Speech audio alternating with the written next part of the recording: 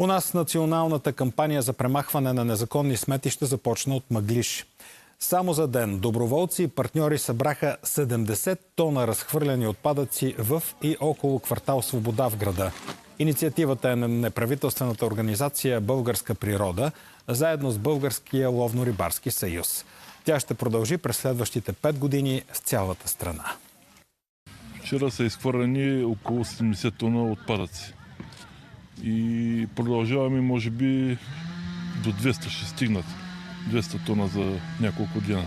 Колкото повече подобни кампании има, толкова повече ще внушим на жителите, особено в ромските квартали и махали, че трябва да пазят чисто. Контейнери има навсякъде в ромския квартал Свобода, който наброява 1100 човека. И смятам, че активирането, особено на младите хора, виждате, че тук има изключително много млади хора, в почистването на квартала ще им се създаде по-добра култура и усещането, че трябва да пазят мястото, в което живеят.